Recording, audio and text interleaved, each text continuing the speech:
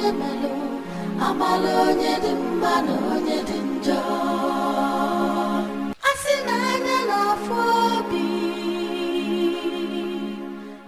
a small, quiet village called Efik, there lived a boy named Esosa. He was a gentle and kind person. His mother instilled in him a sense of morality and an unwavering dedication to his passion, which was singing. People described his voice like that of an angel. When he sang, people would stop and listen to him. His father did not like this. To him, a boy had to be a hunter or a farmer. Singing was for girls and would not provide an income for Esosa. His father would hit him anytime he sang. When Esosa was young, his mother left his father because of his aggressive behavior. During this time, a woman who leaves her husband was banished out of the village. So Esosa had to grow up with his father. Esosa continued to sing despite his challenges, but to appease his father, he became a carpenter. However, singing was his true passion. One night, as he was singing at the market square with a large crowd, Abu, Femi, and Bossa came upon Esosa. They heard his voice and liked it, and they could see that the villagers liked it as well. They went up to Esosa and told him that they could help him make his passion profitable if he allowed them. Because Abu, Femi, and Bossa were known to be shrewd businessmen in the village, Esosa agreed to this. After all, they were older and more experienced than he was. With their help, Esosa was able to sing before the king and other kings in the coming weeks. The king loved his voice and would ask Esosa to perform anytime he had royal dignitaries from other villages. Other kings would hear his voice and in that spirit would enter a diplomatic agreement with the Efik village.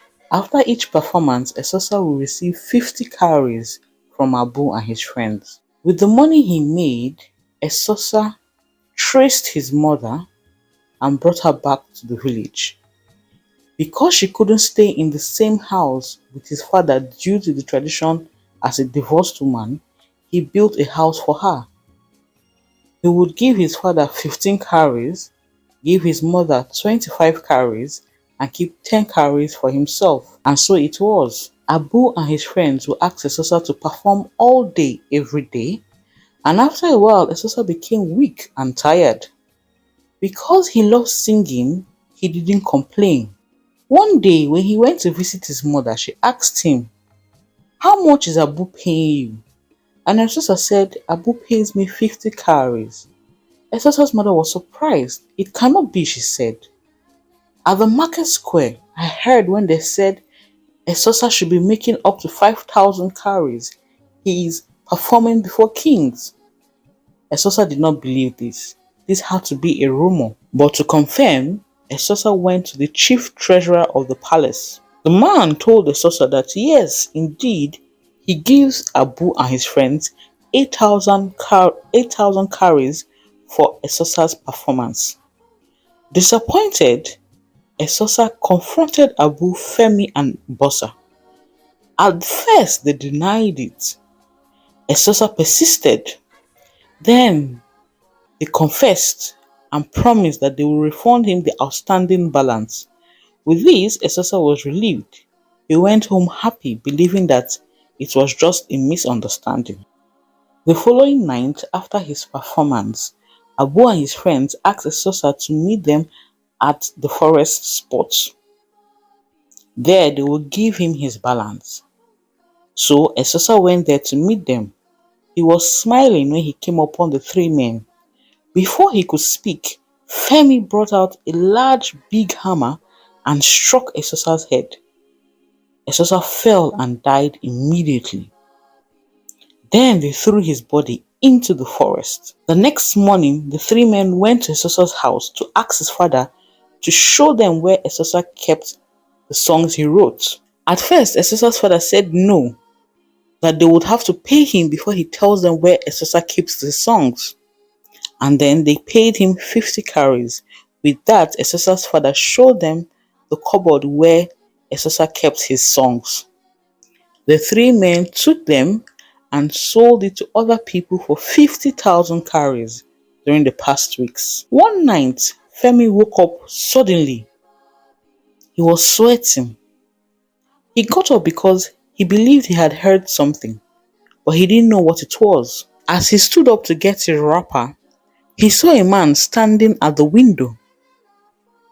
Then he went outside to see the man, wondering why he was at his window at this time of the night. When he went outside, he didn't see anyone. He thought to himself, has this man left already? Why was he here? Then Femi entered back into his house. As he entered back, he sat on his bed, and again he saw the man at the window. Then again he went outside at the spot where the man should be standing, but he didn't see anyone. At this point, Femi was getting very angry. So he went back inside, and there again the man was there standing at the window. Femi wasn't liking this. Then Femi shouted, I will stop this, it is not funny. Because the man seemed like a shadow, he couldn't see it was clearly. But the next thing, the man began to come into focus. He slowly turned and looked at Femi. Femi's eyes opened like a saucer. His mouth fell open and then he fell down on the ground. He looked at the man and cried, please, no, please forgive me. It had been 2 weeks now and Esosa's mother had not seen Esosa. She was getting worried. She went to Esosa's father's house, but because she was a divorced woman, she couldn't enter the compound. So from the gate, she shouted at the top of her voice, where is Esosa? Esosa's father came out. He was angry and said, woman, what do you want? And she asked, where is Esosa? Have you seen him?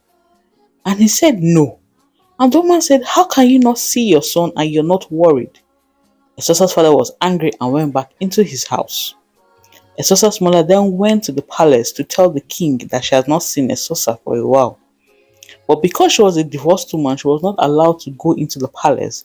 So one of the royal guards relayed her message to the king. Because Esosa was a favorite of the king was indeed curious, because before now Esosa should have performed for him. Then the king sent for Abu. Abu said Esosa had traveled to a neighboring village to perform. Everyone was surprised at this. Usually Esosa would have told his family or the king that he was going out to perform. His mother, however, did not believe this. In the coming days, the livestock were dying. There were dead goats, chickens on the road, and people were falling sick. The king, who was worried, asked the chief priest what was happening, and the chief priest said, there is an innocent soul deep in the forest that is crying out for justice. Upon hearing this, the king, the chief priest, and his cabinet members went to the forest to appease the spirits.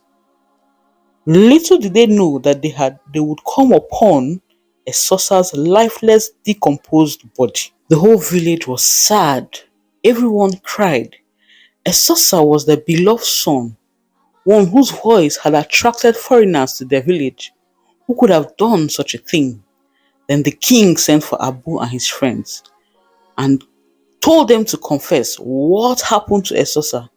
It was at this time that Femi confessed that he had been having sleepless nights, that Esosa has been tormenting him day and night because they killed him. Abu, Femi, and Bossa were executed. Thank you so much for listening to this story. If you liked it, please hit the like button.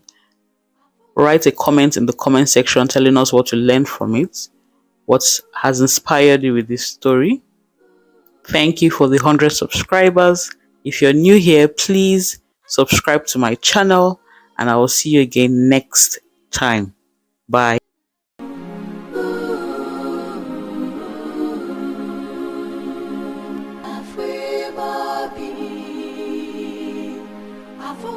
onye chelo, amalụ nke onye melụ, amalụ onye dị mma na onye dị njọ.